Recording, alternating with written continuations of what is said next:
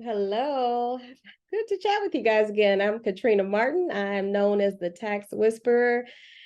I don't join you guys live enough, huh? I keep saying I'm gonna try to do better, but I get so involved with working with clients and that I'm actually in the work. So sometimes I have to remember to come out of the work and actually talk about what I'm doing and how I can, how I'm helping some people and changing some lives. I love it. So what I want to talk to you guys about today, just briefly, was, I know in the past I've talked about dispelling a lot of TikTok myths and all of those things. And I do love to do that because for every strategy, they're legitimate, right? But there's a way to go about doing things the proper way that you don't get it. The IRS doesn't look at something and get it thrown out, right? So one of the things I want to focus on today is talking about S-Corps, right? Like we hear everybody talk about converting to an S-Corp and what the benefits are, what the pros and cons are. So I'm just going to highlight a couple of the pros and a couple of the cons, right? So a pro about S-Corp is it can reduce your tax liability, right? So say, for example, if you're a business owner, you're making $100,000 and you're a single member LLC, you're being taxed on a Schedule C, right? So then the tax liability on that is twofold, right? So you're paying for self-employment tax at 15.3%. And what self-employment tax is Medicare and Social Security tax, right? So that's going into your retirement savings. But you're paying for that part of it, and you're also paying for the income tax side of it. What's left over? What's the net? How much you're being taxed on the income?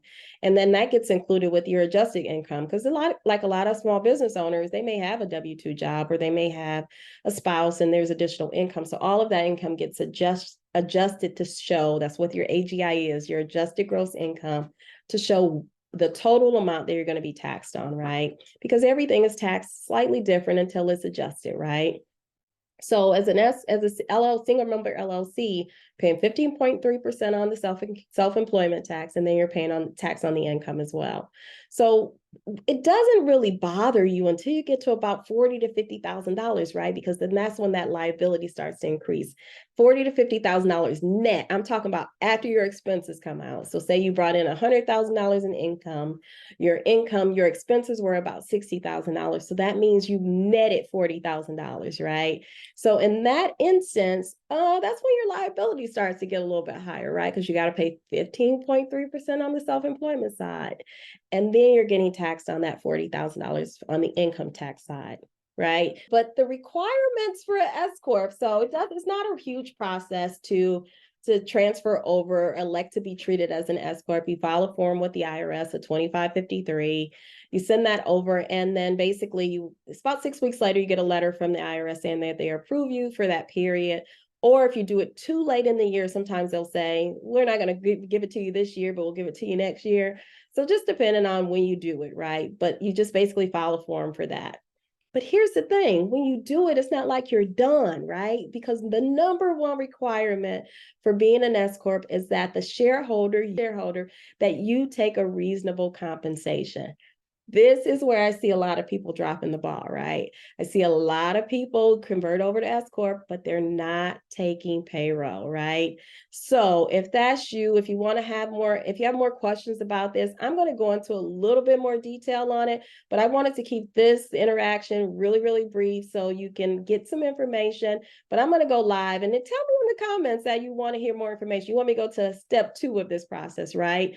But what a reasonable salary looks like for a S corporation, that differs by industry, by owners, by income, all of those things. So it's not a one size fits all. It's based upon you, the individual, what that reasonable salary is for you. And there's a scale that we use to make that, to tell you what that looks like, right?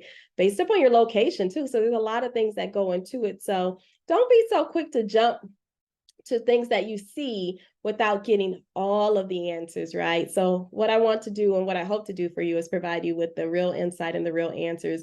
And if you're looking for a professional that can help you with understanding these things and helping you tax plan and come up with strategies and being your tax whisperer to tell you what the heck is really going on, right?